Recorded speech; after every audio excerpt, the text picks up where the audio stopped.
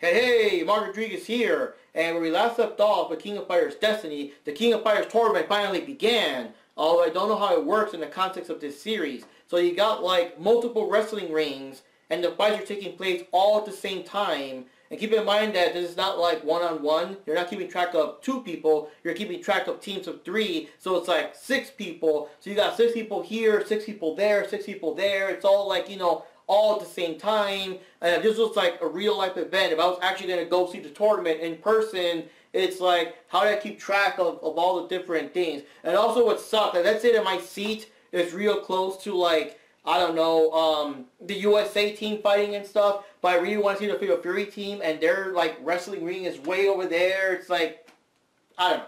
So anyways, in the episode, we got to see how the Princesses of Punch got to take out the Art of Fighting team, and also the Fatal Fury team was going up against Team China. And the big cliffhanger is that with the Fatal Fury team, that Terry Bogard is going to go up against Gentsai, who of course is an old martial arts master and everything, so he's not someone to be taken lightly. So let's see how that goes.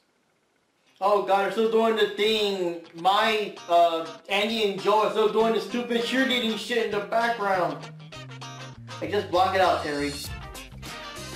Oh, this is cool. This looks like a real martial arts film where they're always doing all the punch block stuff.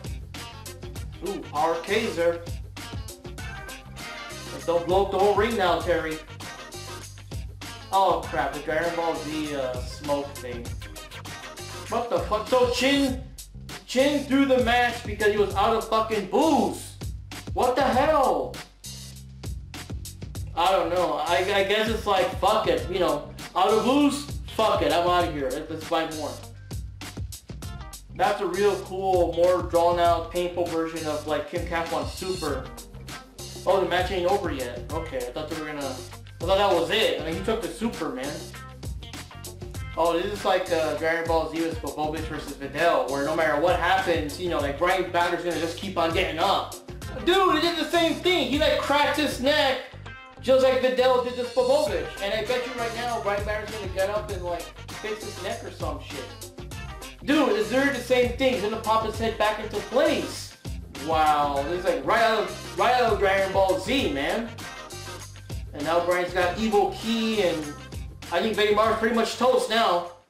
Oh man, I gotta say, what an episode. Lots of great fast-paced action, lots of good martial arts stuff, the special moves. I really loved the episode. So we got Terry Bogard versus Chin Gentsai, and you get to see Terry do his burn knuckle, his rising tackle, the power gazer and stuff like that. And Chin is like dodging all that stuff. And with the power gazer, there's like a lot of smoke and everything. You can't tell if he got hit or not. And then Chin goes right through the smoke with a super fast attack. And of course, Terry Bogard is, you know, fast enough to actually block it, which impresses Chin.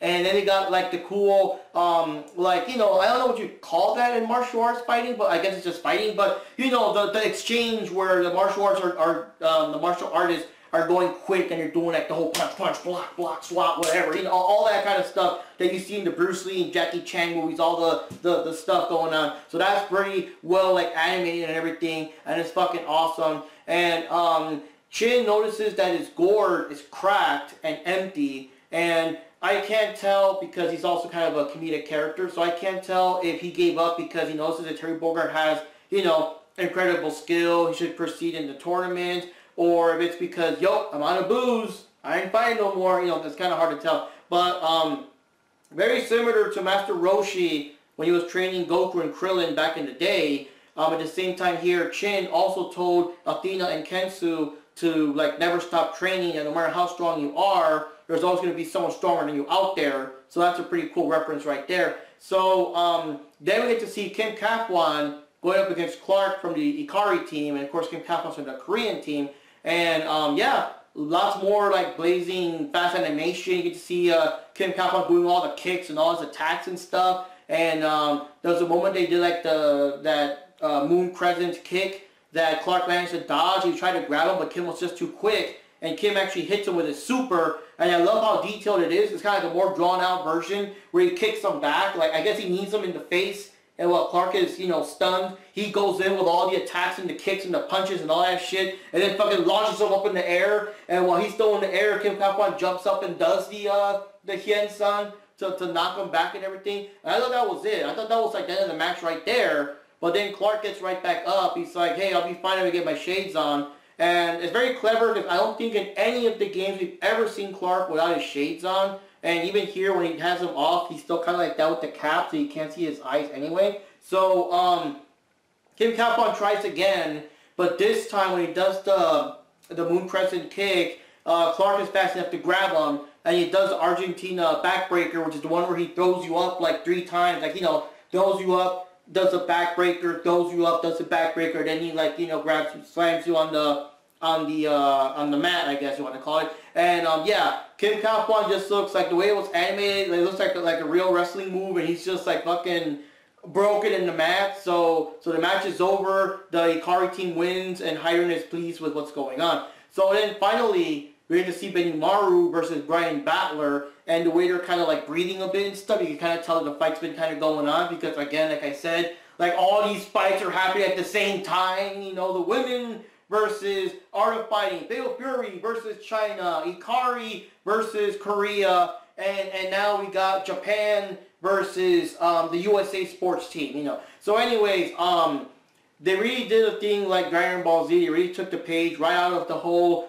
Vidal versus Popovich match, near the beginning of the Buu Saga in the martial arts tournament. And it's kind of similar because Popovich is corrupted by evil energy and stuff. And it's kind of similar here, where we saw in the earlier episodes, the USA team were being pumped with like evil Orochi power and stuff. So Brian Battler's all corrupted. He kind of walks away like a zombie. His eyes are black. He's got little red, you know, pinprick eyes and stuff. And yeah, similarly, no matter what Benimaru does all of his attacks and his, you know, flying electric backflip and shit. He does the right Koken on him and everything. And no matter what happens, Brian Battler just keeps getting back up. And Athena, because now they're in the crowd, they already lost, so they're in the crowd now. Athena senses like his evil energy, you know, Chin's also like, you know what I mean? Like everything's kind of like you notice that something is going on. And again, to really like nail it home, that whoever the writer was here was like a big fan of Dragon Ball Z. They did the thing where Benimaru kicked Brian Battler so hard that he fucking cracked his neck or dislocated his neck and everything. And of course the crowd's like, oh my god and everything. And then Brian Battler still gets back up with his head all twisted like that. And he just grabs his head and just, you know, pops it back into place. The whole crowd, everyone's like, what the fuck and everything. And Kyo's warning Benimaru to be careful because, you know, shit's getting dangerous now. And yeah, the cliffhanger is Benimaru and Brian Battler charging at each other. And I can't wait for the next episode. A minor thing that we also saw is that Geese Howard, kind of like the Fatal Fury game, Geese Howard is not happy that the Fatal Fury, the Lone Wolves, actually, you know, go on to the tournament. And Billy Khan is also telling him that, I forgot that woman's name for the time being, but the Lily XP is betraying them, but Geese doesn't really care right now. Geese is more like he's more invested in what's going on with the Bogards, and he's like, it's not over yet, kiddo, and that kind of stuff. So, yeah. So anyways, the preview shows that we're also going to see a bit of Lucky Glauber fighting, and it's implied or it's mentioned that I guess somewhere during the match his leg's going to be broken, but despite his leg being broken, he still keeps going and jumps super high and shit. So obviously we're going to see what's going on with the USA sports team being corrupted with Orochi power, and also there's a scene of Billy Khan, I guess, going after that woman because, you know, he's betraying them, betraying Geese and all that shit. So yeah, this is pretty good. Now the tournament starting, there's lots of action, it's exciting, I can't wait to see what's going to happen. I can't wait for the next episode. So yeah, this is fucking awesome. I'm loving it. I love the video game sound effects when the characters charge, the references, the moves. I'm not sure if these are the exact same people that voiced them in the game, but they sound so similar that when you hear all the, you know, Raikoken and Rising Tackle, it sounds like the guys in the game. So that's fucking awesome. So anyways, guys, Mark Rodriguez here. See you next time as we continue on with the King of Fighters Destiny, episode 13. See you next time. And yes, I know there was a big gap of years between the last 2 or 3 videos and the very beginning, you know, back when this first premiered on Steam. Now it's available on YouTube on the official SNK channel and stuff. But, yeah, I'm going to keep going to the end. See you next time.